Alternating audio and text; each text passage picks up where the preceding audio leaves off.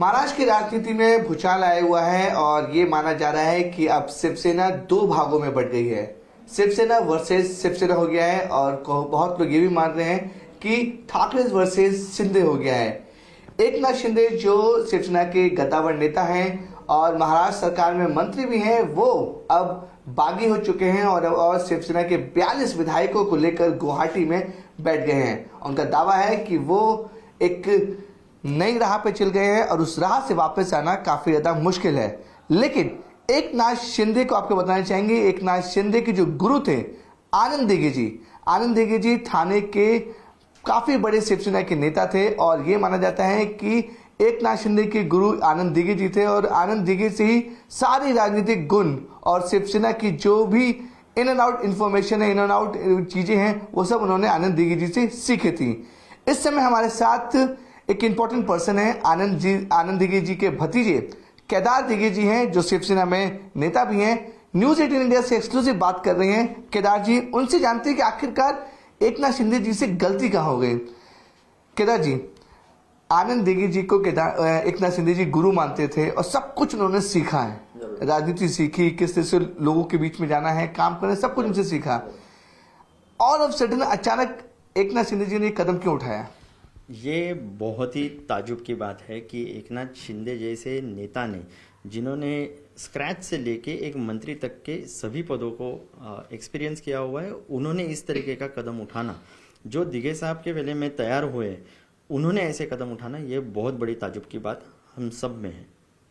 लेकिन ये भी माना जा रहा है कि डिफरेंसेस तो थे, उद्धव ठाकरे जी, आदित्य ठाकरे जी और एकनाथ शिंदे जी के डिफरेंसेस थे, जिन्होंने बताया कि उन्हें इंपॉर्टेंस नहीं मिलती थी, उनके काम में बहुत ज्यादा इन्वॉल्वमेंट था, जो उनका पोर्टफोलियो था उनमें बहुत तो का इन्वॉल्वमेंट था, इससे वो नाराज चल रहे थे। नहीं, डिफरेंसेस ये थी या नहीं थी, ये तो मैंने अब भी समझा। जब ये बगावत हुई तभी मुझे समझ में आया कि ये डिफरेंसेस थी, जो आप सब लोग को और सभी नागरिकों को समझा रहेगा। रही बात कि उनको इम्पोर्टेंस दिया जाता था या नहीं, या वहाँ पर इंटरफेरेंस थे, तो मैं तो एक कार्यकर्ता हूँ, सिर्फ मैं दिघे साहब का भतीजा करके मेरी लॉयल्टी ये शिवसेना की तरफ है। रही बात कि वहाँ पर ऊपर के स्तर पे क्या हुआ क्या नहीं, ये तो मुझे लगता है कि एकनाथ शिंदे जी ही बता सकते हैं। पर जितना तक मुझे पता है तो उद्धव साहब ने जो रिस्पेक्ट उनको देना चाहिए था, वो तब ठाणे में जभी आए तभी दिया हुआ है। और मेरे जैसे एक कार्यकर्ता नहीं तो महाराष्ट्र के पूरे कार्यकर्ता और नेताओं को ये पता था कि एकनाथ शिंदे जी उद्धव साहब के बहुत ही करीबी थे, और वो हमारे साथ यानी कार्यकर्ता और इसी अलावा आप जैसे सभी रिपोर्टर्स को पता रहेगा, सभी टीवी चैनल्स को पता रहेगा कि वो कितने करीबी थे। तो मुझे ऐसे लगता नहीं कि कहीं पर भी डिसरिस्पेक्ट की बात हुई रहेगी। केदार जी, ये भी कहा जाता था कि जब आनंद दिघे जी थे तो उनके काम की चर्चा बहुत होती थी, बाला साहब ठाकरे भी उसी स्टाइल में काम करते थे, लेकिन आनंद दिघे जी का जो पोर्टफोलियो है, जो काम करने का तरीका है, तो लोग उनसे बहुत ज्यादा अट्रैक्ट होते थे। ये भी कहा जाता था कि ठाकरे फैमिली थोड़ी सी आनंद दिघे जी के लिए कंफर्टेबल थी, तो कि लोग बहुत ज्यादा अप्रोच करते थे उनको। यही चीज एकनाथ शिंदे भी बोल रहे हैं। नहीं, दिघे साहब का काम करने का तरीका बहुत ही अलग था, एक अलग चमत्कार था। और दिघे साहब अगर आप देखोगे, आप अगर पढ़ोगे, समझोगे, और ये जो अभी जो धर्मवीर पिक्चर आई है, जो एकनाथ शिंदे जी ने ही बनाई हुई है, वो अगर आप देखोगे और समझोगे तो आपको ये दिखेगा कि दिघे साहब ने अंत तक भगवा और भगवा के लिए ही काम किया। वो जो बाला साहब को गुरु और यह मानने के जो प्रति यानी सेना के प्रति उनकी इतनी निष्ठा थी, तो मुझे ऐसे लगता नहीं कि कहीं पर भी ये कन्फ्यूजन था। ये डिफरेंसेस बता जाते कि आनंद दिघे जी और बाला साहब ठाकरे जी में डिफरेंसेस थे। नहीं, अगर डिफरेंसेस थे तो वो जो हकीकत अगर होगी तो उन्होंने वो धर्मवीर पिक्चर तो उन्होंने बनाया हुआ है, तो उसमें तो दिखाई देती थी। पर वहां पर आप देख सकते हो कि वो कितने करीबी थे। और मुझे ही नहीं, पूरे महाराष्ट्र की जनता को, नेताओं को, सर्वसामान्य कार्यकर्ताओं को और लोगों को ये पता था कि दिघे साहब 100% बाला साहब के प्रति डेडिकेटेड थे और संगठन के लिए उन्होंने पूरी जिंदगी दी हुई थी। आखिर के सांस तक उन्होंने, दिघे साहब ने शिवसेना और शिवसेना का ही जाप किया। और लोगों की काम यानी उन्होंने ये नहीं देखा कि भाई कौन से संगठन से लोग आ रहे हैं, कौन से जात धर्म पंथ से आ रहे हैं। उनका काम करना ये वो कर्तव्य समझने के, और उसी तरीके से उन्होंने काम किया। एकनाथ जी के बहुत सारे पोस्टर थाने में लगे हैं और आसपास के इलाकों में लगे हैं। हर एक पोस्टर में बाला साहब ठाकरे जी के साथ साथ आनंद दिघे जी का भी फोटो लगा हुआ है और वो बोल रहे कि आनंद दिघे जी कोई फॉलोअर है, उसी की राह पर जो हिंदुत्व है और जिस तरह से काम करते थे उस राह पर जा रहे हैं। नहीं, मुझे ऐसा लगता है कि हिंदुत्व की व्याख्या बहुत अलग है। हिंदुत्व अगर समझना हो तो वो 2.5 साल किसी को लगता नहीं अपनी हिंदुत्व की व्याख्या रखने के लिए। अगर हिंदुत्व था तो वो डे वन पे समझना चाहिए था, जब ये सब महाविकास आघाड़ी हुई तभी आपको सोच में नहीं आया कि ये हिंदुत्व की तरफ नहीं जा रहा है, ये कुछ अलग हो रहा है। अगर ऐसी आपकी सोच रहती तो ये गलत है। मुझे ऐसे लगता है कि हिंदुत्व ये अगर वो बोल रहे हैं तो ये डे वन पे चाहिए था, ये 2.5 साल के बाद हिंदुत्व ये सही नहीं।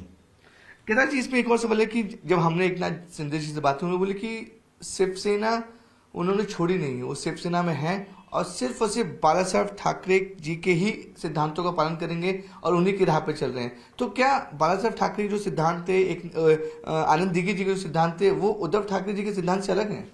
सर, आप कभी भी ये देखना कि कोई भी पॉलिटिकल पार्टी हो, डिफरेंसेस सभी जगह में रहते, खुद के घर में रहते। तो ये तो पॉलिटिकल पार्टी है जहाँ पर कोई भी खून से संबंधित नहीं है। सब लोग अलग अलग जगह से, अलग अलग लोग अलग अलग कार्य करते, एक साथ होके ये पार्टी बनाते हैं।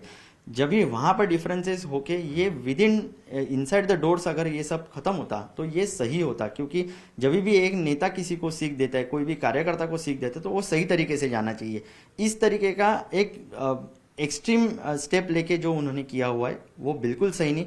रही बात शिवसेना की, रही बात हिंदुत्व की, तो बाला साहब और दिघे साहब के ये संस्कार कभी भी नहीं होंगे, कभी भी नहीं थे कि जो जिस तरीके से इन्होंने बगावत की है।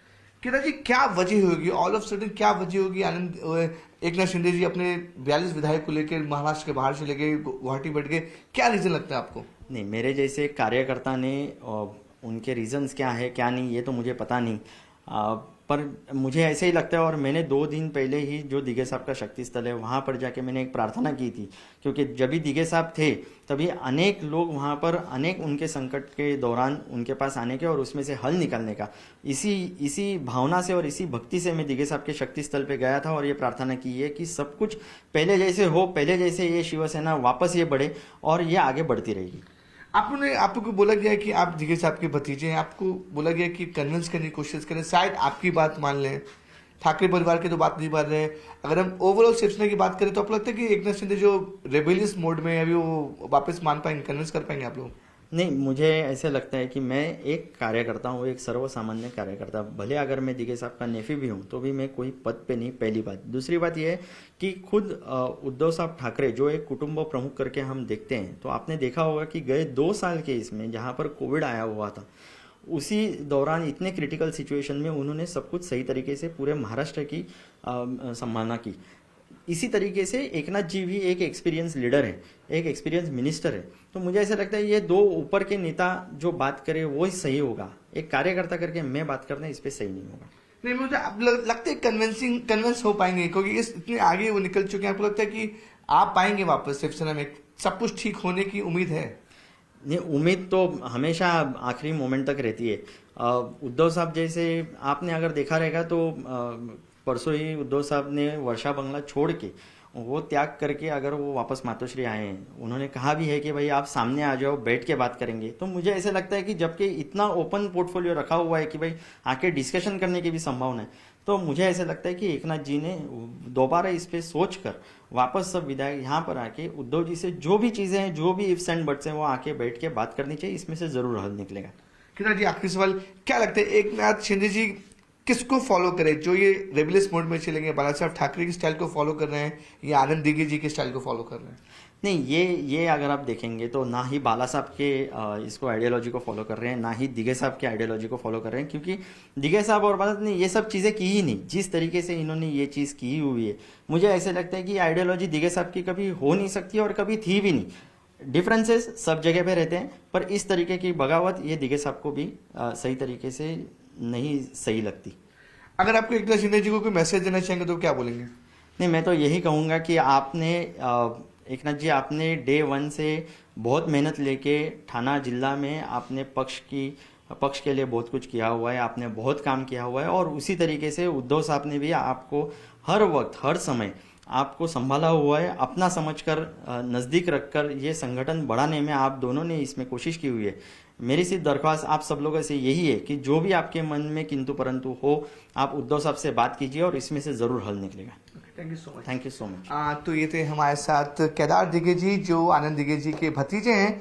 डिटेल में उन्होंने बताया और समझाया कि आखिरकार किस तरीके से एकनाथ शिंदे जी की जो बातें हैं, जो बोल रहे हैं कि उन्हें इंपॉर्टेंस नहीं दिया जा रहा था, और कई जो मतभेद हैं, जो किंतु परंतु की जो बातें आ रही हैं, उनका साफ तौर पर कहना है कन्विंस करने की कोशिश की जा रही है। और उन्होंने मैसेज भी दिया है कि अगर कुछ भी डिफरेंसेस हैं तो एक बार आकर उद्धव ठाकरे से बात करें और जो भी दूरियां हैं उससे मिटाने की कोशिश करें। लेकिन लग नहीं रहा है, क्योंकि एकनाथ शिंदे ने साफ तौर पर कह दिया था कि वो काफ़ी आगे निकल चुके हैं। अब वो इकलौते हैं जो फैसला नहीं ले सकते, अब उनकी टीम फैसला लेगी कि अब किस राह पे जाना है। मुंबई से कैमरामैन रमेश के साथ विवेक गुप्ता, न्यूज़ 18 इंडिया।